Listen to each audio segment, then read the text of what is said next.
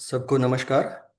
इस श्रृंखला में आज जो विषय है वो है वैशेषिक दर्शन में गणितीय भौतिकी की एक झांकी, a glimpse of mathematical physics in Vaisheshika Darshan. और ये जो श्रृंखला है उसमें ये नौवां भाग है। इस क्रम में पिछले लगभग 4 महीनों से शुरू किया गया है ये पर्टिकुलर सब्जेक्ट के ऊपर, अ, वैदिक भौतिकी, वैदिक फिजिक्स के ऊपर, जिसमें ये मैथमेटिकल फिजिक्स की एक झांकी वैशेषिक दर्शन में है उसको प्रस्तुत किया जाएगा अब। सो सबसे पहले मंगलाचरण के रूप में एक दो श्लोक से मैं स्मरण कर कर सभी गुरुजन, आचार्यों, ऋषि परंपरा और वैदिक परंपरा को नमस्कार करता हूँ। नारायण समारंभां व्यास शंकर मध्यमाम् अस्मदाचार्य पर्यंतां वंदे गुरु परंपराम्। योऽन्तः प्रविश्य मम वाचमिमां प्रसुप्तां सञ्जीवयत्यखिलशक्तिधरः स्वधाम्ना अन्यांश्च हस्तचरणश्रवणत्वगादीन् प्राणान् नमो भगवते पुरुषाय तुभ्यम्। सबको नमस्कार। तो आज जो विषय है उसका वैशेषिक दर्शन में गणितीय भौतिकी की एक झांकी, उसमें जो मुख्य बिंदु हैं, विषय बिंदु हैं, वो कुछ इस प्रकार लिए गए हैं और इसको भी केवल स्पर्श किया जा सकता है, क्योंकि और डिटेल में अगर लेना होगा तो और एक दो सेशन चाहिए होंगे।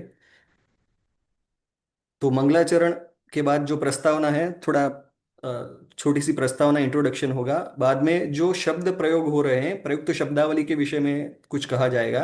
उसके बाद वैशेषिक दर्शन में एक तीर की उड़ान का दृष्टांत आता है। फिजिक्स की टर्मिनोलॉजी में उसको समझने का प्रयास करेंगे, मॉडर्न फिजिक्स की। तो भौतिकी संकल्पना भाग एक में हम उसमें फिर फोर्स और इम्पल्स के विषय में देखेंगे, और मोमेंटम और इनर्शिया जो है, वेग और संस्कार क्या है, उसके विषय में बात करेंगे। उसमें गणितीय तर्क क्या होगा, डिस्क्रीट मोशन और सीरीज का जो कॉन्सेप्ट उसमें बताया गया है वैशेषिक दर्शन के आधार पर, उसके ऊपर हम विचार करेंगे। गुरुत्वाकर्षण और सदिश, वेक्टर एडिशन। तो एक फोर्स जो है वो हॉरिजॉन्टल उसके कंपोनेंट और उसके जो वर्टिकल कंपोनेंट हैं उसके विषय में कुछ विचार करेंगे। जो मॉडर्न फिजिक्स में हम देखते हैं ऐसा ही यहाँ पर भी वेक्टर एडिशन से ही इसका विचार किया जा सकता है। आधुनिक भौतिकी से तुलना करेंगे, थोड़ा कंपैरेटिव एनालिसिस देखेंगे। और बाद में वैशेषिक के मूल में सनातन वैदिक दर्शन ही है, तो ये जिन सूत्रों, पर्टिकुलर दो सूत्रों का उपयोग करके ये आज का विषय रखा जाएगा। तो उसमें भारतीय दर्शन क्या है, सनातन वैदिक दर्शन क्या है, उसके बगैर तो ये विचार ही अधूरा रहेगा। केवल अगर हम उसका भौतिक पक्ष स्पर्श करेंगे, स्थूल भौतिक विज्ञान का पक्ष पर स्पर्श करेंगे, कौन से दर्शन के सिद्धांतों के आधार पर ये जो सूत्र हैं वो महर्षि कणाद ने वैशेषिक दर्शन में सम्मिलित किए या प्रस्तुत किए भगवान शिव की अमोघ कृपा से, वो उसका थोड़ा हम विचार करेंगे। उसके बाद वैशेषिक दर्शन का जो ये सूत्र है 5 1 18, और उसको उसका गीता अध्याय 2 के 62 63 श्लोक और अध्याय 3 के श्लोक 36 के ऊपर हम विचार करेंगे। और भारतीय ज्ञान परंपरा और संस्कृति के विषय में भी ये सूत्र कैसे काम करता है वो हम विचार करेंगे। तो जैसे आगे की इस श्रृंखला में आगे के व्याख्यानों में भी, चर्चा में भी ये आया है कि दर्शन के जो सिद्धांत हैं वो न केवल दर्शन को प्रस्तुत करते हैं, अपितु विज्ञान, गणित आदि बहुत सारी शाखाओं को, ज्ञान विज्ञान की, विद्या कला की, वो प्रस्तुत करते हैं। और वो ये सनातन सिद्धांत है, सार्वत्रिक सिद्धांत है। तो एका क्रिया द्व्यर्थ करी प्रसिद्धा, इस मत्स्य पुराण के सूत्र के अनुसार एक से अधिक जगह उनकी एप्लीकेशंस हैं। तो ये इसकी सुंदरता है। वैदिक गणित के सूत्र भी ऐसे ही है और दर्शन शास्त्रों के सूत्र भी ऐसे ही हैं। तो यहाँ पर पर्टिकुलर वैशेषिक दर्शन के दो सूत्रों का विचार करेंगे हम, और बाद में थोड़ा कुछ निष्कर्ष करेंगे, और अंत में बाद में चर्चा विमर्श, प्रश्नोत्तरी आदि जो भी अपने भाव होंगे वो सब लोग व्यक्त करेंगे, हम उसके ऊपर भी विचार करेंगे। तो मूल विषय की तरफ जाते हैं। वैशेषिक दर्शन जो प्राप्त हुआ महर्षि कणाद को, वो भगवान शिव की उपासना से प्राप्त हुआ। और जैसे महर्षि पाणिनि को माहेश्वर सूत्र आदि के रूप में पाणिनीय संस्कृत ग्रामर जो इसे कहते हैं हम, अष्टाध्यायी, वो प्राप्त हुआ था। तो इसमें भी ऐसी ही कुछ कथा है। और कणाद, महर्षि कणाद का नाम इसलिए कणाद पड़ा था, तो पिछली बार के लगभग 7वें सेशन में हमने इस विषय पर विचार किया था और विस्तृत विचार किया था कि कैसे उनका नाम कणाद पड़ा था, और कैसे वे शिलोंच वृत्ति से अपना जीवन निर्वाह करते हुए ज्ञान विज्ञान की उपासना करते थे। तो प्रस्तावना में मुख्य विषय अगर देखें तो वैशेषिक दर्शन भारतीय दर्शन में से एक है, जो पदार्थ विज्ञान, कैटेगराइजेशन ऑफ रियलिटी के ऊपर, और आधुनिक भाषा में कहे तो मॉडर्न फिजिक्स जिसे कहते हैं, उसके ऊपर केंद्रित है ऐसा लगता है। और इस दृष्टिकोण से आज का ये विषय लिया गया है। तो उसको देखने वालों को ऐसा लगता है, लेकिन क्योंकि वो दर्शन है तो वो दर्शनों के ही सिद्धांत हैं, वो भी अंत में हम विचार करेंगे। और कैसे वे फिजिक्स के सिद्धांतों को प्रस्तुत करते हैं, वो उनकी सुंदरता है, उनका वैशिष्ट्य है। और यही भारतीय दर्शन सिद्धांतों की बहुत अद्भुत बात रही है। और इसी कारण से आधुनिक शिक्षा भी यदि इन सिद्धांतों के आधार पर सिखाई जाए, तो यही प्रयास से ये सब हम चर्चा विमर्श करते हैं। तो भारतीय ज्ञान परंपरा इंडियन नॉलेज सिस्टम के अंतर्गत जो नई एजुकेशन पॉलिसी में आया है, एनईपी 2020 के अंतर्गत, तो उसमें यदि फिजिक्स इस दृष्टिकोण से सिखाया पढ़ाया जाए तो ये सूत्र न केवल फिजिक्स सीखने में काम आते हैं, अपितु जीवन के भी बहुत सारे दर्शन और व्यवहार के सिद्धांतों के लिए ये अनुकूल हैं। और क्योंकि ये प्रैक्टिकल हैं और इनकी हमारे प्रतिदिन के जीवन में भी इसको इसका दर्शन हम कर सकते हैं, तो ऐसी संभावना कम रहती है कि ये फिर सिद्धांत हमें बोझ रूप लगेंगे, विद्यार्थियों को बोझ रूप लगेंगे। तो उनको ये उसमें रुचि बढ़ेगी और उसको याद रखना, उसको अप्लाई करना भी उनके लिए सरल रहेगा। तो ये मूल भाव है। यहाँ गति जो है, महर्षि कणाद द्वारा रचित वैशेषिक सूत्र और आचार्य प्रशस्ताद गौतम का पदार्थ धर्म संग्रह इसके मुख्य ग्रंथ हैं। और यहाँ इस दर्शन में जो गति है वो जादुई नहीं बल्कि कार्य कारण सिद्धांत, कॉज एंड इफेक्ट के रूप में देखा गया है।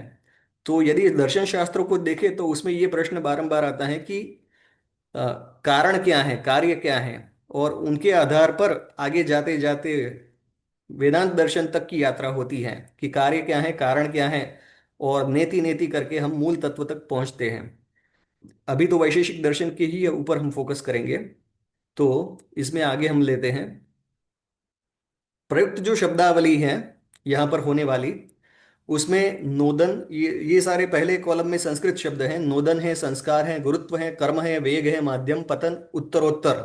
और उसके इंग्लिश ट्रांसलेशन यहाँ पर, अंग्रेजी ट्रांसलेशन यहाँ पर, जो मोटे अंग्रेजी ट्रांसलेशन उपलब्ध हैं हमारी शिक्षा व्यवस्था में, पाश्चात्य शिक्षा व्यवस्था से अभिभूत होकर, उससे प्रभावित होकर, वो यहाँ पर दिए गए हैं। संस्कृत भाषा की एक लिमिटेशन भी है कि वो संस्कृत के जो सॉरी अंग्रेजी भाषा की ये लिमिटेशन है कि वो संस्कृत के शब्दों को यथारूप प्रस्तुत नहीं करती है। क्योंकि अगर आप संस्कार शब्द का इम्प्यूटस के रूप में या संस्कार के रूप में इंग्लिश डिक्शनरी में देखेंगे, यदि वे मिलते हैं या उनसे संबंधित समानार्थी शब्द मिलते हैं, तो वो संस्कार शब्द संस्कृत वांग्मय में जहां जहां पर जिस रूप में प्रयोग किया गया है और उसकी एप्लीकेशंस हैं, उस रूप में अंग्रेजी शब्द प्रयोग नहीं हो सकते हैं।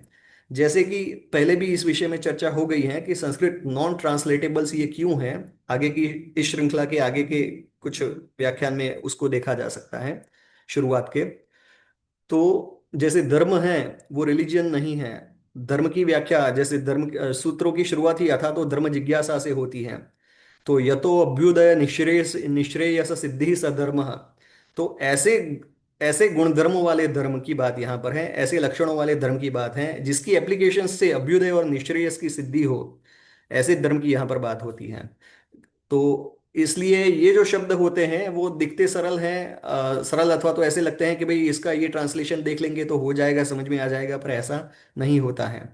उनके यदि हिंदी अर्थ यहाँ पर फिजिक्स के विषय संबंधित विचार करके, भौतिक आधुनिक स्थूल भौतिक विज्ञान को विचार करके देखे, तो नोदन अर्थात प्रहार या प्रेरणा देना या उसको ट्रिगर करना, ऐसा फोर्स है।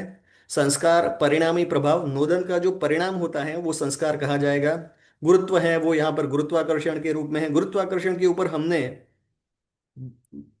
भारतीय दर्शन में, वैदिक दर्शन में गुरुत्वाकर्षण कितना सूक्ष्म विचार है, और गुरुत्वाकर्षण न केवल पृथ्वी और ग्रहों उपग्रहों के आकर्षण तक सीमित है, वो विचार हमने पूरे एक सेशन में लिया हुआ है, आगे इस श्रृंखला में वो यूट्यूब पर उपलब्ध है।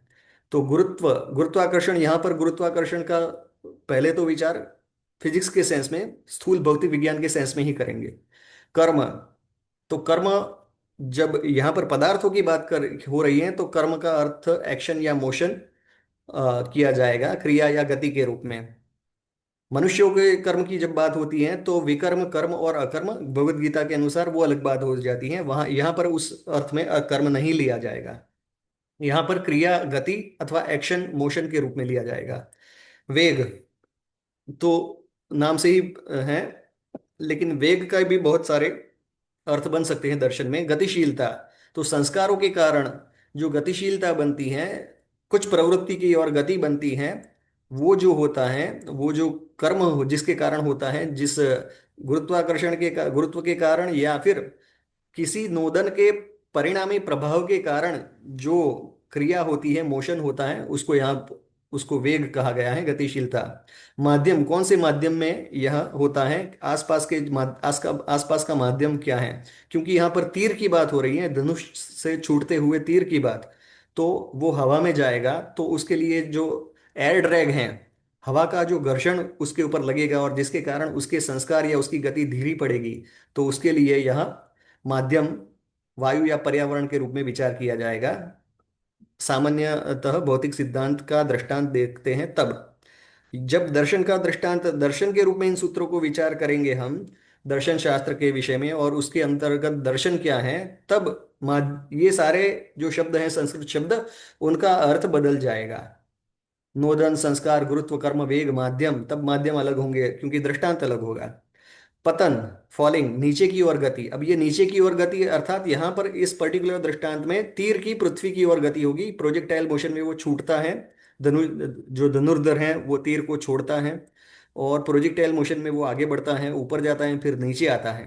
तो एयर ड्रैग के कारण, हवा के घर्षण के कारण, वो सामान्य रूप से हम जब तीरंदाजी कोई करता है उसका वीडियो देखे या स्वयं करे तो ये अनुभव कर सकते हैं।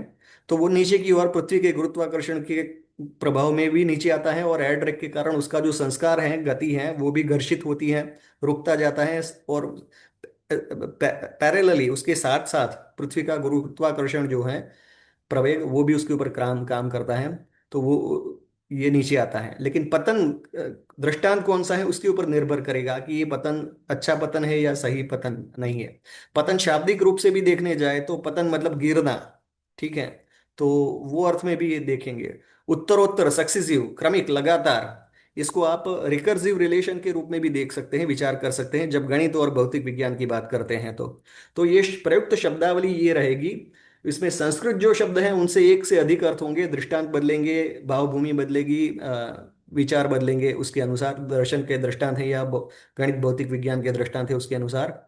बाकी उसके इंग्लिश और हिंदी के अर्थ हैं इस प्रकार रहेंगे। तो जो मूल दृष्टांत है तीर की उड़ान, ये दृष्टांत वैशेषिक दर्शन में आता है। ऐसा नहीं है कि सेब, एप्पल जो है पेड़ से गिरा और विचार आया अभी 200 250 300 साल वर्ष पूर्व, और गति के सिद्धांत दिए गए न्यूटन से भी लगभग 2300 से 2600 वर्ष पूर्व दर्ज किए गए हैं, ऐसा वेस्टर्न वर्ल्ड भी मानता है कि वैशेषिक दर्शन की जो डेटिंग है वो इतनी पुरानी है, 2300 से 2600 वर्ष प्राचीन। तो जब तीर धनुष से छूटता है, ये दृष्टांत वहां पर दिया गया है, कितना अद्भुत दृष्टांत है। और उस काल में, उस समय में लगभग दो ढाई हजार वर्ष पूर्व तो ये धनुष बाण बहुत ऐसा था कि आजकल धनुष बाण का प्रयोग या उसकी शिक्षा, उसका ट्रेनिंग नहीं होती है, लेकिन उस समय में आज से अधिक होती थी। तो ये दृष्टांत इतना प्रैक्टिकल था और कितना अद्भुत दृष्टांत है। आप किसी को फल पेड़ से जमीन पर गिरता है वो दृष्टांत दीजिए, और किसी को ये दृष्टांत दीजिए, तो कंपैरिजन इस प्रकार से नहीं हो रहा है छोटा बड़ा दिखाने के लिए, लेकिन तात्पर्य है कि इंटरेस्ट किस में आएगा, किसको आप स्वयं करके देख सकते हैं, किसमें आप एंटरटेनमेंट या फिर कुछ और सीख सकते हैं, वो रीति से ये दृष्टांत की तुलना हो रही है। तो ये दृष्टांत बहुत अद्भुत है फिजिक्स की मोशन और ये सब सिखाने के लिए। जब तीर धनुष से छूट जाता है तो उसे कौन आगे धकेलता है, तो ये जो है, ये मुख्य प्रश्न के ऊपर यहाँ पर विचार किया जाएगा वैशेषिक दर्शन के दो सूत्रों के आधार पर। ये न्यूटन के नियमों को कम से कम 23 से 26 सदियों पहले इनर्शिया, जड़त्व और संवेग की व्याख्या करता है। तीर की जो प्रत्यंचा है वो खींची जाती है, तो उसमें जो पोटेंशियल एनर्जी स्टोर होती है, जब वो प्रत्यंचा छोड़ी जाती है तो खींचना प्रयत्न है, छोड़ना प्रयत्न है। लेकिन जब छोड़ा जाता है तो उस प्रयत्न से जो पोटेंशियल एनर्जी बनी है तीर की प्रत्यंचा के अंदर, और प्रत्यंचा स्थिति स्थापक होती है, इलास्टिक होती है, तो वो अपने मूल पोजीशन में आने के लिए फोर्स लगाती है, और वो फोर्स जो उसमें जनरेट होता है, वो पोटेंशियल एनर्जी उसकी जो बनी है इस पोजीशन में, चित्र में जो दिख रही है अभी, वो ट्रांसफर होती है तीर में। तो ऐसा अद्भुत दृष्टांत और इनर्शिया और मोमेंटम का मैथमेटिकल फिजिक्स का आइडिया वैशेषिक दर्शन में हमें प्राप्त होता है। होता क्या है, ये जो तनाव है प्रत्यंचा का, वो आगे बल लगाता है, वो ट्रांसफर होता है, और उसको बोला गया है, ये जो इंपल्सिव फोर्स लगता है तीर की पूंछ के ऊपर, ठीक है, तो उससे वो, उसको फिर संस्कार प्राप्त होता है, और उसका, उसके परिणाम स्वरूप वो गति प्राप्त करता है। तो ये जो प्रयत्न है धनुर्धर द्वारा ऊर्जा का संचार, और फिर नोदन जो है इंपल्सिव फोर्स जो लगा है उसमें, उससे तीर से पहली हलचल फर्स्ट एक्शन उत्पन्न होती है।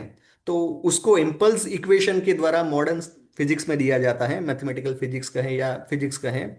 तो F delta T equal to delta P, यहाँ पर डेल्टा टी जो है वो जितने समय के लिए वो फोर्स लगा है, इंपल्सिव फोर्स लगा है तीर की पूंछ के ऊपर, वो मात्रा बताता है समय की। डेल्टा टी टाइम तक एफ फोर्स अगर तीर की पूंछ के ऊपर लगता है तो तीर के मोमेंटम में कितना बदलाव आता है, ठीक है। तो ये जो है इम्पल्स इक्वेशन है मॉडर्न फिजिक्स का। तो इम्पल्स यहाँ पर कहाँ से आता है और उसको मॉडर्न फिजिक्स से कैसे जोड़कर इक्वेशन बनता है, वो स्पष्ट रूप से बहुत सरल इक्वेशन है इस रूप में। तो भौतिकी संकल्पना अगर हम देखें, इसमें बल और ऊर्जा, प्रत्यंचा खींची गई, छोड़ी गई, तो फोर्स जो लगा डेल्टा टी टाइम तक फोर्स लगा, उसके कारण डेल्टा पी जितना मोमेंटम जनरेट हुआ तीर के अंदर, तो वो कितना मोमेंटम होगा।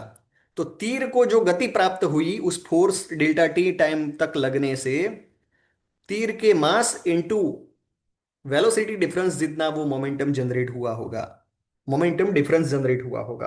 तो ये F delta T equal to delta P, और डेल्टा पी का जो रिलेशन है वो मास और वेलोसिटी के साथ एम डेल्टा वी है। तो ये जो पूरा फोर्स और इंपल्स का इक्वेशन है वो मॉडर्न फिजिक्स के अनुसार इस दृष्टांत से देखा जा सकता है, समझा जा सकता है। अब इसमें यदि हम ऊर्जा का संचार, इसमें प्रयत्न किसने किया, धनुर्धर ने किया। नोदन क्या है, इंपल्सिव इंपल्स क्या है, तो तीर को धनुष की डोरी से जो मिलता है वो फोर्स है, नोदन है, यहाँ पर सूत्र में कहा गया है। प्रथम कर्म जो है वो नोदन से तीर में पहली हलचल उत्पन्न होना है, और इसको मैथमेटिकल कॉन्सेप्ट के हिसाब से इस इक्वेशन के द्वारा, इंपल्स इक्वेशन के द्वारा प्रस्तुत किया जाता है। इससे आगे का विचार करें, उसको फोर्स मिल गया, उसको फोर्स लग गया, मोमेंटम मिल गया, तो फिर उसमें वेलोसिटी जनरेट होती है, उसमें उसकी जो स्थिर था वो अब गतिमान हो गया उसके ऊपर इंपल्स लगने से, अचानक से। तो मोमेंट और इनर्शिया की, इनर्शिया जो था डोरी का, प्रत्यंचा का, उसने जनरेट कर दिया मोमेंटम तीर में। तो अब वेग की बात आती है। तो न्यूटन का जो प्रथम नियम है उसका, लॉ ऑफ इनर्शिया का ये प्राचीनतम रूप है कि जब तक फोर्स नहीं लगा था तीर में तब तक वो खींची हुई पोजीशन में धनुर्धर के हाथ में रहा, और जैसे ही धनुर्धर ने इंपैक्ट छोड़ा, उसके ऊपर इंपल्स छोड़ा, तो क्या हुआ, उसको गति प्राप्त होते ही, बाहरी फोर्स प्राप्त होते ही वो गति में आ गया। तो जब तक बाहरी फोर्स ना लगे तब तक जो पदार्थ जिस अवस्था में होता है उसी अवस्था में रहता है। तो जब तीर डोरी छोड़ देता है तो नोदन समाप्त हो गया। किसका नोदन समाप्त हो गया, जो लगा, प्रत्यंचा पीछे खींची, छोड़ी तो अपने स्थान पर आई, थोड़ी आगे गई और अपने स्थान पर वापस आ गई, नोदन समाप्त हो गया। अब नेक्स्ट स्टेप क्या है, तो मोमेंटम जनरेट हुआ, इम्प्यूटस भी कहते हैं पहले के फिजिक्स में इसको। तो तीर को वो मोमेंटम आगे बढ़ाता है, और ये जो मोमेंटम है वो कैसे प्राप्त हुआ, इंपल्स से प्राप्त हुआ। और वैशेषिक में वेग यहां पर जो उसको प्राप्त हुआ उसको संस्कार कहा गया है। तो संस्कार क्या है, यहां पर तीर को जो प्राप्त हुआ इंपल्स से, नोदन से, उस वेग को संस्कार कहा गया।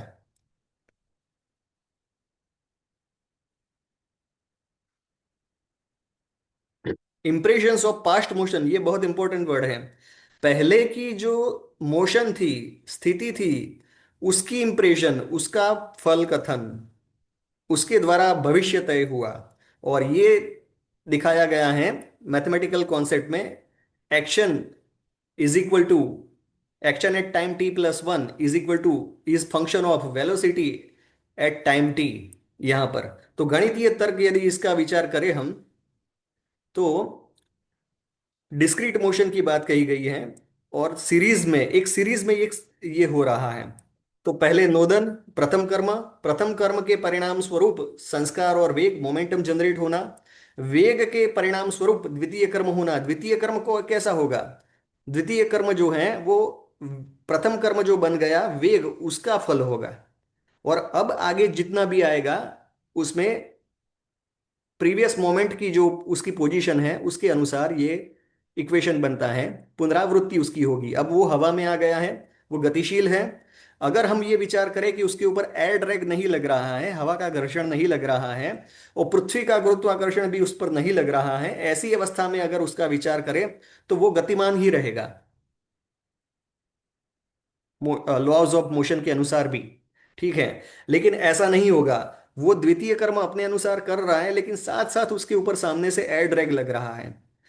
तो एयर ड्रैग, हवा के घर्षण के कारण उसका जो वेग है, द्वितीय कर्म है, वो प्रथम कर्म से न्यून होता जाएगा। मतलब जैसे जैसे समय आगे बढ़ेगा उसकी गति कम होती जाएगी एयर ड्रैग के कारण।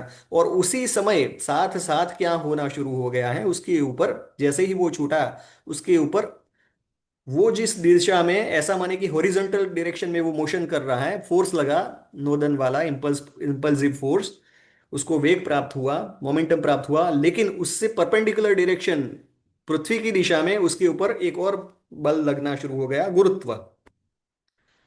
तो अपना वेग वो खो रहा है और उस पर गुरुत्व लग रहा है, और बाद में गुरुत्व उसके ऊपर हावी हो जाता है, और उसका वेग और जल्दी से धीरा होता जाता है, और वो पृथ्वी पर आके गिरता है। सामने कोई लक्ष्य होगा तो लक्ष्य को भेद देगा, नहीं तो वो पृथ्वी पर आके गिरता है। तो द्वितीय कर्म, वेग को वो बनाए रखने का प्रयत्न होता है उसके द्वारा, वो मोमेंटम सस्टेन करेगा अगर उसके ऊपर एयर ड्रैग नहीं लगेगा, उसके ऊपर गुरुत्वाकर्षण नहीं लगेगा पृथ्वी का। तो ये जो है रिकंसलेशन एक्शन, ये जो पुनरावृत्ति हो रही है उसकी गति की, उसके मोमेंटम की, वो सस्टेन करेगा मोमेंटम। वो इक्वेशन इस इक्वेशन के द्वारा दिया जा सकता है, इस फंक्शन के द्वारा, कि भाई एक्शन जो होगा आगे आगे का at different moments of time, वो प्रीवियस मोमेंट ऑफ टाइम पे जो वेग होगा उसका फंक्शन होगा। तो ये जो सूत्र है, प्रथम सूत्र, वो सूत्र यहां बताया गया है। वो 5170 नंबर का वैशेषिक दर्शन का सूत्र है। नोदनाद्यामिशोः कर्म तत्कर्मकारिताच्च संस्कारात् उत्तरम तथोत्तरम उत्तरम च कर्म। तो ये जो है मैथमेटिकल कॉन्सेप्ट, इसमें रिकर्जन का, पुनरावृत्ति का बताया गया। फंक्शन भी है यहाँ पर, एक्शन इज फंक्शन ऑफ वेग, प्रीवियस, एट प्रीवियस मोमेंट। नोदन, नोदन से प्रथम कर्म, प्रथम कर्म से उसको वेग प्राप्ति, वेग प्राप्ति प्रथम कर्म, उससे द्वितीय कर्म, और आगे तृतीय कर्म, चतुर्थ कर्म, ऐसे अगर हम चलते जाए, T, T plus one, T plus two, T plus three and so on, तो उसमें क्या क्या एक्शन होगी, मोशन सेम रहेगी यदि हम एक्सक्लूड कर दे एयर ड्रैग को और गुरुत्वाकर्षण को। तो ये सूत्र के अनुसार गतिशील रहता रहे, वो आगे चलता रहेगा, उसको जो मोमेंटम प्राप्त हुआ उसके अनुसार। लेकिन यदि इसमें हम एयर ड्रैग ऐड कर दें, वातावरण का, हवा का गुरुत्वाकर्षण, और इसमें दो प्रकार के एयर ड्रैग भी बताए गए हैं आगे, जो वैशेषिक दर्शन की व्याख्या है, उसके टीका है। एक टीका में तो ये भी बताया गया है कि यदि तीर जो चल रहा है उसकी विपरीत दिशा में हवा चल रही है, तो वो उसको जल्दी धीरा कर देगी, धीमा कर देगी, और वो हवा के घर्षण के बगैर जहां तक पहुंचना चाहिए था उससे पहले वो धीरा हो जाएगा, गुरुत्वाकर्षण उसके काम पर काम करेगा, उसके विपरीत कार्य करेगा, इन शॉर्ट। और यदि तीर की दिशा में हवा की दिशा है तो वो उसको सपोर्ट करेगा। तो ये तो बहुत, आप, हम फिजिक्स पढ़े हैं तो इसमें बहुत सरल बात है कि क्यों सपोर्ट करेगा और क्यों उसको अपोज करेगा एयर ड्रैग। तो इस सूत्र में यही बताया गया है, जब तक घर्षण गुरुत्वाकर्षण नहीं लगता है तो, और जब घर्षण गुरुत्वाकर्षण लगता है तो क्या होता है, उसकी बात अगले सूत्र में बताई गई है। वेग को बनाए रखता है संस्कार, वेग को बनाए रखता है। अब यहां पर संस्कार कौन से वेग को बनाए रखता है? कर्म के वेग को। कौन से कर्म के, कौन सी प्रवृत्ति के वेग को? जिस विषय के संस्कार प्राप्त हुए हैं। तो इसके ऊपर का दर्शन पे हमने पिछले सेशन में विचार किया था कि क्यों स्कूली शिक्षा में जब भौतिक विज्ञान और विज्ञान पढ़ाया जाता है, ऐसे दृष्टांत मोशन के पढ़ाए जाते हैं, तो संस्कार, कर्म, ये सारे शब्द नोदन पढ़ाए जाने चाहिए, और न केवल उनका मैथमेटिकल फिजिक्स के अनुसार अर्थ, अपितु दर्शन शास्त्र के अर्थ, दर्शन शास्त्रों के अनुसार भी अर्थ बताना चाहिए कि पूर्व कर्मों के संस्कार के अनुसार, चाहे वो इस जन्म के हो या पूर्व जन्म के हो, हम आगे के कर्मों में प्रवृत्त होते हैं। तो कर्म के सिद्धांत में ये सूत्र, नोदनाद्यादमिशो कर्म तत्कर्मकारिताच संस्कारात उत्तरम तथोत्तरम उत्तरम च कर्म। हम आगे के कर्म कैसे करेंगे? क्या हम रिपीट करेंगे? जो हमने पहले रिपीट किया है उसका प्रभाव पड़े बगैर नहीं रहेगा। कौन सी सिचुएशन में, कौन सी परिस्थिति में, कौन से वातावरण में, कौन से माध्यम में हम क्या करेंगे, वो प्रिडिक्ट हो सकता है। इवन आर्टिफिशियल इंटेलिजेंस में भी ये यूज होता है कि किसी व्यक्ति ने कोई पैटर्न में कुछ काम किए हैं, क्रिमिनल एक्टिविटी की है, तो उसके प्रीवियस डेटा के आधार पर उसने कौन सी सिचुएशन में, कैसे पैरामीटर्स में कैसा काम किया था, कैसे माध्यम में कैसा काम किया था, यदि वही माध्यम उसको फिर से प्राप्त हो जाता है तो संभावना बढ़ जाती है कि वो अपने पूर्व संस्कारों के वेग के कारण मोमेंटम जनरेट उसका हो जाएगा उसी पैटर्न में वही क्राइम करने के लिए। तो ये सूत्र इतने अद्भुत हैं कि ये इनकी एप्लीकेशन न केवल मैथमेटिकल फिजिक्स है, वैशेषिक दर्शन में, इसलिए इसको देखा जाना चाहिए, अपितु इसकी बहुत सारी मल्टीडिसिप्लिनरी एप्लीकेशंस हैं। और यही सुंदरता है भारतीय दर्शन की और भारतीय ज्ञान परंपरा संबंधित संस्कृत वाङ्मय की। और यही कारण है कि इसके ऊपर कार्य हो, हम कार्य करें, और हमारे आने वाली पीढ़ियों को हम इस रूप में मल्टीडिसिप्लिनरी अप्रोच से हमारे दर्शन के सिद्धांत बताएं, समझाएं। अब आगे का सूत्र, 18वां सूत्र, इसके बाद का 5 1 18वां सूत्र क्या बताता है? ग्रेविटी और वेक्टर एडिशन की बात बताता है। कैसे? संस्काराभावे गुरुत्वात् पतनम। बहुत अद्भुत सूत्र है ये। जहां देखेंगे वहां ये दिखेगा। एक बार इसका दार्शनिक सिद्धांत और इसके ऊपर विचार कर लिया तो ये केवल फिजिक्स में या मैथमेटिक्स में नहीं दिखेगा, ये हमें व्यावहारिक जगत में भी दिखेगा, अपने कर्मों के में भी दिखेगा कि मेरे से ये प्रवृत्ति रिपीट क्यों हो रही है, क्योंकि मैं पहले से ये प्रवृत्ति में लिप्त होता आया हूं। ठीक है? या फिर अभी तो इतना नहीं किया है तो इसका प्रभाव क्या रहा। तो जैसे फिल्म का एक एग्जांपल देखते हैं। कोई चलचित्र बनाया, अभी तो चलचित्र इंटरनेट और बहुत सारे माध्यमों से बनते हैं और दिखाए जाते हैं। तो जिसके जैसे पूर्व के संस्कार रहे होंगे, चलचित्र तो अच्छा ही बनाया गया है, उसमें कोई हीरो होगा, कोई विलन होगा, कुछ घटनाएं बनेगी, कुछ क्रिमिनल एक्टिविटीज दिखाई जाएगी विलन के द्वारा, हीरो के द्वारा उसका निरोध होगा, उसको रोका जाएगा, और विलन हराया जाएगा, और वो जेल जाएगा या फिर उसको खत्म कर दिया जाएगा, या जो भी है। तो इस प्रकार की स्टोरी होती है। फिर भी उसके जो दर्शक होते हैं, संस्कारों के अभाव में, या फिर अपने पूर्व के संस्कारों, या फिर कहें कि अपने पूर्व के संस्कारों के कारण उत्तरोत्तर उसी विषयों को उस फिल्म से ग्रहण करेंगे, भले ही फिल्म में कितना ही अच्छा मैसेज दिया गया हो एट द एंड कि भाई अ, ख- दुर्गुणों के ऊपर सद्गुणों की विजय वाला मैसेज दिया गया हो, लेकिन उसमें सब बताया गया हो जो समाज में बनता है ऐसी घटनाएं, फिर भी जो दर्शक है उसके, वो उसमें से क्या ग्रहण करेंगे? उनके पूर्व के संस्कारों के अनुसार ही उसमें से तत्व को, सीख को, शिक्षा को ग्रहण कर पाते हैं। ये बहुत प्रैक्टिकल एग्जाम्पल है। तो जब संस्कार क्षीण होता है, गुरुत्व के कारण पतन होता है। कौन सा संस्कार क्षीण होता है? वेग। यहां पर संस्कार कौन सा है? वेग। प्रथम कर्म वेग जो है वो है। तो संस्कार यहां पर जो कहा गया है, वेग को वो वेग इस दृष्टांत में आता है। और उसके ऊपर यदि हम विचार करें कि एड रैग लगता है, क्यों ये क्यों ये होता है तीर के दृष्टांत में और प्रैक्टिकल रूप में, जगत में देखें तो वास्तविक रूप में, क्योंकि उसके ऊपर एयर ड्रैग लगता है, साथ साथ गुरुत्वाकर्षण भी उसके ऊपर काम करना शुरू कर देता है। यदि ऊपर उसके ऊपर एयर ड्रैग और गुरुत्वाकर्षण नहीं लगे पृथ्वी का, तो उसका पतन नहीं होगा, वो नीचे नहीं आएगा, उसकी प्रोजेक्टाइल मोशन नहीं बनेगी, वो ऊपर ऊपर ही चलता जाएगा। तो हवा में तीर पर दो बल कार्य करते हैं, वो बताया गया है इस सूत्र में। यदि हम मैथमेटिकल फिजिक्स के हिसाब से देखें तो क्षैतिज दिशा में हॉरिजॉन्टल वेक्टर के फॉर्म में वेलोसिटी वेक्टर उसका काम कर रहा है, मोमेंटम जो मिला है उसके कारण। और गुरुत्व जो है, पृथ्वी का गुरुत्वाकर्षण उसकी लंबवत दिशा में, अधो दिशा में कार्य कर रहा है, वो वर्टिकल है। इसमें भी हम डिवाइड कर सकते हैं, क्योंकि 2 डायमेंशन में और 3 डायमेंशन में भी इस कॉन्सेप्ट को आगे ले जाकर इसके मैथमेटिकल फॉर्मुलेशंस और डिडक्शंस हो सकते हैं। और जो मॉडर्न मैथमेटिकल फिजिक्स में है, उसी के अनुसार इसको सिमिलैरिटीज हमको देखने को मिल सकती है।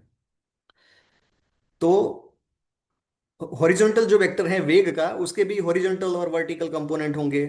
वर्टिकल के ऊपर गुरुत्वाकर्षण का लंबवत जो लग रहा है वो कंपोनेंट होगा, वो काम करेगा। तो उस तरीके से वेग के वर्टिकल कंपोनेंट के ऊपर गुरुत्वाकर्षण का ऑपोजिट डायरेक्शन में कंपोनेंट लगेगा, और वेग के हॉरिजॉन्टल कंपोनेंट के ऊपर एयर ड्रैग काम करेगा, उसका कंपोनेंट काम करेगा, वो डायरेक्शन में एयर होगी तो ऑपोजिट डायरेक्शन में उसके सामने।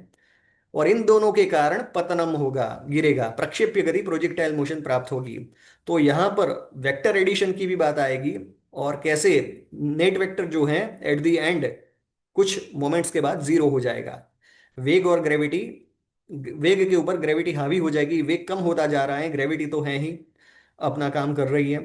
तो कैसे फिर वो शून्य हो जाएगी गति, और वो गिर पड़ेगा पृथ्वी पर, यदि कोई लक्ष्य नहीं है सामने, लक्ष्य को भेदना नहीं है, हवा में चलाया गया है तो तीर का गिरना दो बलों का परिणाम है। जब वेग कमजोर पड़ता है, गुरुत्व हावी हो जाता है। संस्कार अभावे गुरुत्वात् पतनम, संस्कार का अभाव, संस्कार अर्थात वेग का कमजोर पड़ना, ये भी दार्शनिक रूप से सही है।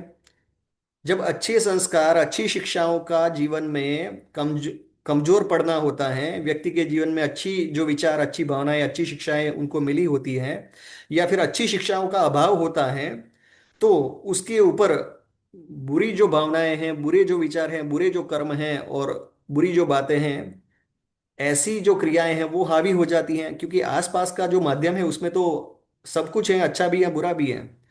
और गुरुत्व किसका बढ़ जाता है? बुरी बातों का, बुरे संगत का, संस्कार का, और फिर वो हावी पड़ जाता है और फिर उसका पतन होता है। दार्शनिक रूप से या फिर व्यावहारिक रूप से भी ये सूत्र बहुत अद्भुत है। संस्कारों के अभाव में गुरुत्वात् पतनम, यहाँ संस्कार किसको कहते हैं, दृष्टांत क्या है, उसके अनुसार गुरुत्व किसका होगा और पतन कैसा होगा, उन्नति कारक होगा या पतन कारक होगा, वो दृष्टांत बनता है इस एक ही सूत्र से।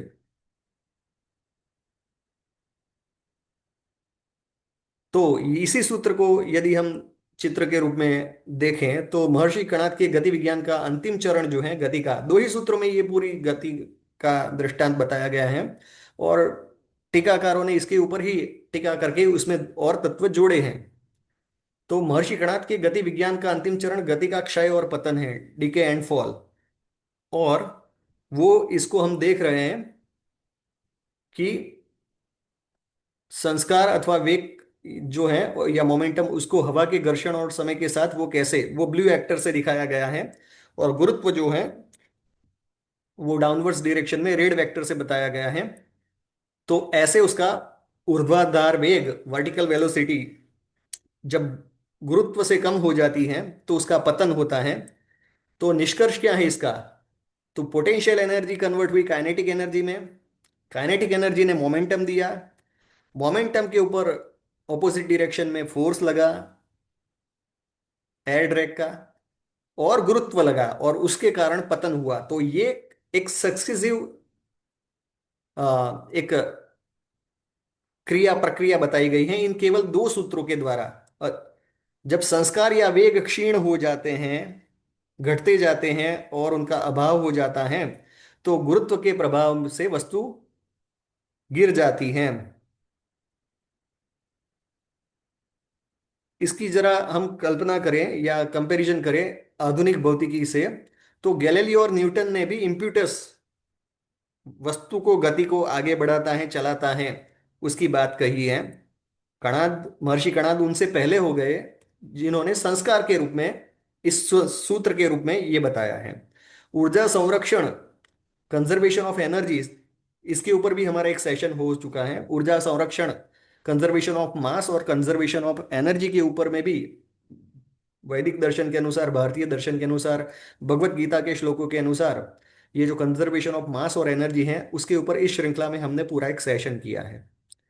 तो स्थितिज ऊर्जा का गतिज ऊर्जा में रूपांतर, परिवर्तन, और फिर उसका वापस उसका स्थिर हो जाना जब उसकी काइनेटिक एनर्जी के ऊपर बाकी दूसरे बल लगते हैं तब। तो स्थिति स्थापक कौन है यहां पर? इलास्टिसिटी किसमें थी? धनुष की प्रत्यंचा में। धनुष की प्रत्यंचा अपनी पूर्ववत स्थिति में लौटने के लिए अपना जो स्थिति स्थापक संस्कार कहलाता है, उसका जो संस्कार था उसको खींच के डोरी को, धनुष की डोरी को बांधा जाता है, उसमें इलास्टिसिटी होती है। और जब उसकी इलास्टिसिटी का आधार लेकर उसको खींचा जाता है उसकी प्रकृति के विरुद्ध, उसके जो पूर्व संस्कार हैं, उसकी पूर्व प्रकृति है उसके विरुद्ध, तो वो अपनी स्थिति स्थापकता के गुण को आधार बनाकर अपनी पूर्व स्थिति में, यहां पर भी देखिए पूर्व स्थिति में वापस आने के लिए उसका जो अपना संस्कार है, अपना जो प्रकृति है, उस डोरी की जो फॉर्म, उसका जो स्ट्रक्चर होगा उसमें, रबर की तो डोरी पहले नहीं होती थी, धातु की या फिर चमड़े की या ऐसे वैसी डोरियां होती थी, और दूसरे रेसों से भी बनाई जाती थी। तो उसकी इलास्टिसिटी, उसकी जो प्रकृति है अपनी मूल अवस्था में वापस आने के लिए, अपने पूर्व संस्कार, पूर्व अवस्था में वापस आने के लिए वो भी प्रयत्न करती है, और उसके फलस्वरूप आगे की क्रिया को वो जन्म देती है। तो वैशेषिक के मूल में दार्शनिक पक्ष क्या है? अब ये जो दो सूत्र देखे हमने, तो पहला जो सूत्र है 5:1:70 वाला, उसमें प्रथम क्रिया नोदन से, फिर क्रिया जनित संस्कार जिसको हमने वेग कहा, क्रमशः आगे की क्रियाओं को वो वेग बढ़ाता है। तो कर्म के विषय में भी ऐसा ही ये सूत्र काम करता है, जैसे थोड़ी चर्चा हमने ऑलरेडी कर ली। द्रव्य में निहित, जो वैशेषिक दर्शन एक अद्भुत बात ये करता है कि द्रव्य में जो उसका जो कर्म है, उसके जो गुण हैं वो निहित होते हैं और उसके अनुसार उसके द्वारा क्रिया होती है। जैसे प्रत्यंचा की डोरी में इलास्टिसिटी होती है, तो उसके अनुसार वो रिएक्शन देती है, उसके ऊपर प्रयत्न किया गया धनुर्धर के द्वारा उसके प्रतिक्रिया में। तो हम भी, हमारे अंदर जो है प्रतिक्रिया के रूप में किसी भी घटना या परिस्थिति में, हमारे अंदर जो है हमारा जो गुण है, हमारे जो संस्कार बने हैं पूर्व जन्म के, इस जन्म के, तो अद्भुत बात तो ये है कि ये जो सूत्र हैं और ये जो दर्शन है वो पूर्व जन्म के सिद्धांत को भी प्रतिपादित करता है, वो कर्म के सिद्धांत को भी प्रतिपादित करता है। सत्व रज और तम गुणों के कॉम्बिनेशन से गीता में जैसे बताया गया है कि कैसे व्यक्ति की प्रकृति होती है, कौन सा कर्म सात्विक है, राजसी है, तामसी है, वो कर्म के फल के आधार पर बताया जाता है और उसका विचार किया जाता है। तो वो सब, वो सारे संस्कार, वो सारी क्रियाओं के संस्कार कहाँ पर निहित होते हैं? जैसे यहाँ पर पदार्थ की बात करके द्रव्य में निहित है, ऐसा वैशेषिक दर्शन में बताया गया है, तो वैसा वहां पर क्या बताया गया है? व्यक्ति के पूर्व संस्कारों में उसने पहले कौन सी प्रवृत्ति की है, उसकी वृत्ति क्या बनी है, उसके अंतःकरण की वृत्ति क्या है, क्या रिपीटेशन उसने किए हैं वो, और ये अनित्य है। तो ये कितनी अद्भुत बात है कि प्रकृति की बात आ गई, इनहेरेंट प्रॉपर्टी की बात आ गई। वैशेषिक के मूल में दार्शनिक पक्ष अगर दूसरे सूत्र के अंदर से ये देखें तो परिणामी गति निर्धारित किसके द्वारा होती है? मल्टीपल एक्शंस के, मल्टीपल स्टेजेस में होती हैं वो। उसमें आंतरिक संस्कार, यदि व्यक्ति के कर्मों की बात करें, क्रियाओं की बात करें, क्रियाकलाप की बात करें मनुष्य के, तो उसके आंतरिक संस्कार पूर्व कर्म के आधार पर जो बने हैं, इस जन्म के आधार पर जो बने हैं, जो प्रवृत्ति उसने अधिकतर की है, उसकी जो भावना रही है, वृत्ति रही है, वो उसको, उसके अंदर वेग पैदा करता है उसको रिपीट करने के लिए। और फिर उसको बाह्य वायु या गुरुत्व, जैसे तीर के दृष्टांत में हुआ, तो बाह्य एटमॉस्फियर, बाह्य जो वातावरण है, परिस्थिति है, संग दोष कैसा है, उसका संग कैसा है, दुस्संग है या सत्संग है, उसके आधार पर उसका जो आंतरिक वेग है वो प्रकट होता है। तो कोई भी कर्म, कोई भी क्राइम सीन हो, उसमें ये देखा जा सकता है। उसको इस सूत्र के द्वारा, 18वें सूत्र के द्वारा समझा जा सकता है कि संस्कार या गुण जो हैं उत्पन्न हुए हैं व्यक्ति में, उसके द्वारा ही वो कितने दूर जाएगा, कहाँ तक जाएगा, वो निर्धारित होता है। और कौन सी परिस्थिति। अब अद्भुत बात यह है कि यहाँ पर जो बाह्य वायु या फिर माध्यम जो है, जिसके माध्यम में ये सब जो वेग हैं, प्रवेग हैं, वो गतिशील होते हैं, संस्कार प्रकट होते हैं, वो व्यक्ति स्वयं भी निर्मित करता है, उसके आसपास अनायास भी निर्मित हो जाता है। और उस समय वो उसके साथ कैसा घर्षण करके अपनी सद प्रवृत्ति को, सदाचार को बनाए रखता है, वो उसके संस्कारों पर निर्भर करता है, इच्छा शक्ति पर निर्भर करता है। तो विपरीत वायु है, परिस्थिति विपरीत है, उसमें हमारे संस्कार, हमारी पूर्व की प्रवृत्ति से हम क्या शिक्षा लिए हैं और किस दिशा में हमें ले जाएगी हमारा हमारी वृत्ति जो है, प्रवृत्ति है वो। और और अनुकूल वायु है, उसमें हम क्या करते हैं, जैसे तीर के विषय में हमने चर्चा की थी। तो इन दोनों प्रकार से दार्शनिक रूप से व्यक्ति के जीवन में कर्म के सिद्धांत के रूप में इसको विचार किया जा सकता है, और हर परिस्थिति में, हर काम में, हर प्रोजेक्ट में इसको अप्लाई किया जा सकता है। संस्कार अभवे गुरुत्वात् पतनम, ये अद्भुत सूत्र को हम गीता के श्लोक, तीसरे अध्याय के 36वें श्लोक से विचार करें, तो अर्जुन श्री कृष्ण से प्रश्न करते हैं कि हे कृष्ण, किससे प्रेरित हुआ, न चाहता हुआ भी मनुष्य जबरदस्ती उसको जोड़ा गया हो, फोर्स किया गया हो, इस प्रकार से न चाहते हुए भी वो पाप कर बैठता है, पाप का आचरण कर बैठता है। अथ केन प्रयुक्तोयम पापम चरति वै मनः, अर्जुन श्री कृष्ण से पूछते हैं। तो किसके कारण? संस्कारों के कारण। और अगर हम वापस जाके वो स्लाइड देखें तो उसमें अभी जो एक्शन होगा, उसके पीछे जो वेग लगा, कौन से वेग ने अभी की क्रिया करवाई, तो वो वेग का कारण पूर्व की क्रिया ही रही है। Action at time t+1 is function of वेग एट टाइम t। और ये सूत्र ऐसे ही रिकरेंस चलता रहेगा। तो हमारे कर्म में भी हम देखते हैं कि बहुत सारी प्रवृत्ति, हमें कभी कभी विचार भी आता है कि हम ये नहीं करना चाहते हैं और हमसे हो जाता है। तो उसमें कारण क्या है? तो उसका रिपीटेशन कारण है। और रिपीटेशन के कारण जो उसकी आदत बनी है, बैड हैबिट बनी है, वो कारण है। ऐसे ही गुड हैबिट के लिए भी ऐसा ही होता है। तो अभ्यासेन तो कौन्तेय वैराग्येण च गृह्यते। तो कौन से संस्कारों से, कौन सी शिक्षा से वैराग्य आता है? अभ्यास से और वैराग्य से इसको, इस ऐसे चंचल मन को निग्रहित किया जाता है, उसके ऊपर कंट्रोल किया जाता है कि वो पापाचरण न करे। तो गीता में उसका उपाय भी बताते हैं कि कैसे इस संस्कारों को प्रकट किया जाए, अच्छे संस्कारों को स्थापित किया जाए, आरोपित किया जाए। तो पूर्व संस्कार, पूर्व जन्मकृत कर्म एवं उनकी पुनरावृत्ति से नए संस्कार बनना, नई प्रवृत्ति बनना, नए कर्म बनना, और उन नए कर्मों के आधार पर नए वेग के कारण, उससे नए संस्कार, अच्छे बुरे संस्कार के कारण आगे की प्रवृत्ति होना, इसी में तो हमारा जीवन चल रहा है और आगे चल रहा है। इस जन्म में उन पूर्वकृत विकर्मों के अभ्यास, चिंतन आदि को अनुकूल बाह्य परिस्थिति या व्यक्ति या पदार्थ का संग होते ही उनकी पुनरावृत्ति क्यों होती है? इस सूत्र के आधार पर संस्कार अभावे गुरुत्वात् पतनम, गीता के दूसरे अध्याय के 62-63वें श्लोक में भी इस सूत्र, इस पर्टिकुलर सूत्र संस्कार अभावे गुरुत्वात् पतनम की झांकी मिलती है। संगात संजायते कामः, कामात् क्रोधो विजायते, क्रोधात् भवति सम्मोहः, सम्मोहात् स्मृति विभ्रमः, स्मृति भ्रंशात् बुद्धिनाशो, बुद्धिनाशात् प्रणश्यति। तो संग से, जो हमने शुरुआत में जो टेबल बताया था, उसको यदि कर्म के सिद्धांत और कर्म के भी रूप में विचार करें, तो माध्यम जो होता है, किसका संग होता है? आसपास के लोग, आसपास का एटमॉस्फियर, कौन सा माध्यम, कौन सी वस्तु, कौन सा पदार्थ माध्यम बनते हैं अमुक प्रवृत्ति हमारे द्वारा वेग पूर्वक पूर्व के संस्कारों के आधार पर होने में। वो यहां पर बताया गया है। संग के कारण कामना उत्पन्न होती है कि मैं अमुक कर्म करूं, और उस कामना की जब पूर्ति नहीं होती है, ये पर्टिकुलर केस बताया गया है कि कामना की पूर्ति नहीं हुई तो फिर क्रोध आता है। क्रोध से क्या होता है? सम्मोह होता है, सम्मोह से स्मृति विभ्रम होता है, स्मृति भ्रंश होता है।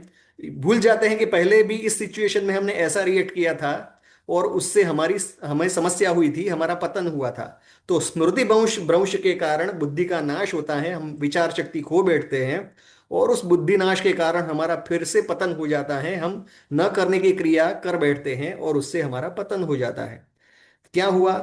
संस्कारों के अभाव में, सत्संस्कारों के, अच्छे संस्कारों के अभाव में, अच्छी क्रियाओं, ऐसी सिचुएशन में हमें यह नहीं करना चाहिए। अगर उसका रिपीटेशन हुआ होता तो हम अच्छे संस्कार प्राप्त करते, उसमें पूर्व जन्म के भी ले लें, ठीक है, इस जन्म के भी ले लें, तो क्या होता है?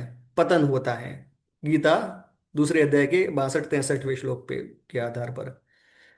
तो भारतीय ज्ञान परंपरा के परिप्रेक्ष्य में यदि इस सूत्र को हम देखें, संस्काराभावे गुरुत्वात् पतनम, तो एक ऐसा समय काल रहा कि जब हमें हमारे संस्कारों का संग प्राप्त नहीं हो पाया और हमें हमारे पूर्व संस्कारों से वंचित रखा गया।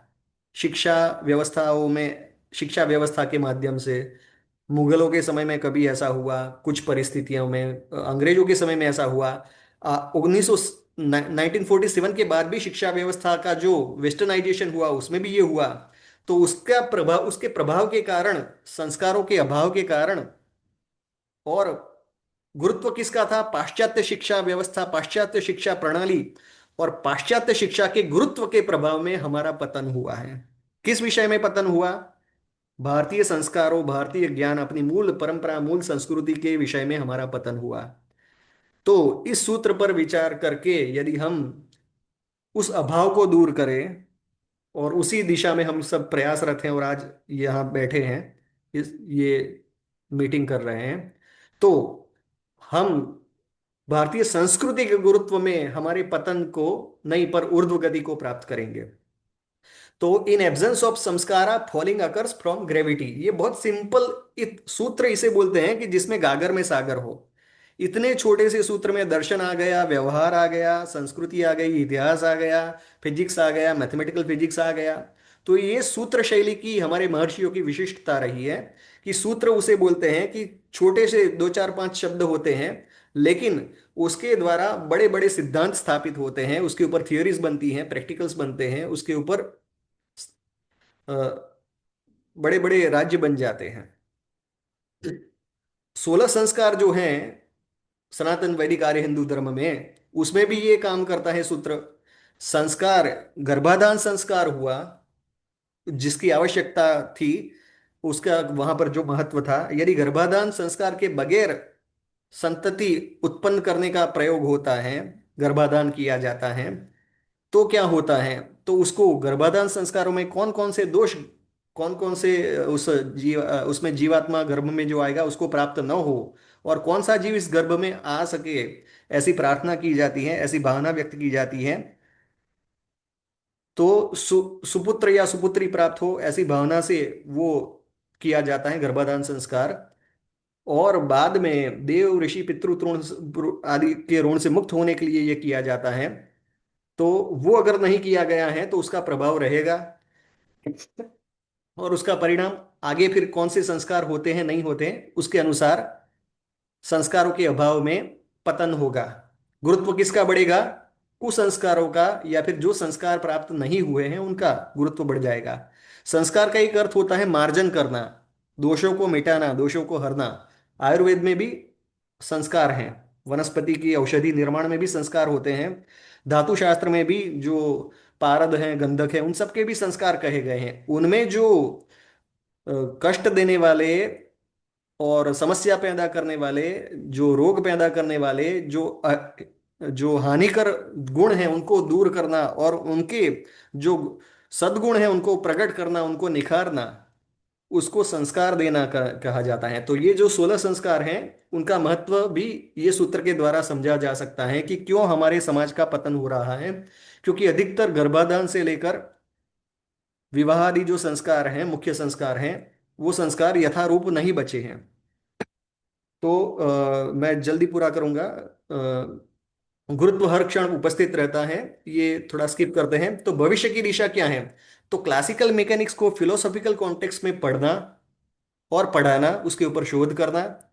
और बाद में वैशेषिक अवधारणाएं जो प्रारंभिक प्रेरण है, नोदन आदि जो भी हैं, संस्कार गुण विशेष, और उसके जो संस्कृत पद और उसके जो मॉडर्न फिजिक्स में, मैथमेटिकल फिजिक्स में बनते हैं, उसके जो आधुनिक समतुल्य इक्वेशंस हैं उनको डिराइव करना, इस वैशेषिक सूत्रों की, इन दो सूत्रों की अवधारणा से उसको उनको डिराइव करना, उसके ऊपर कार्य करना, उसमें बाकी जो फिजिकल एंटिटीज हैं उनको जोड़ना, सिचुएशन है उनको जोड़ना, और बाद में 2 डायमेंशन 3 डायमेंशन तक इसको एक्सटेंड करना, और उस रूप में मैथमेटिकल फिजिक्स के भाग के रूप में मैथमेटिक्स और फिजिक्स के स्टूडेंट को, साइंस के स्टूडेंट्स को पढ़ाना, लेकिन साथ साथ फिलोसॉफिकल कॉन्टेक्स्ट में भी पढ़ाना।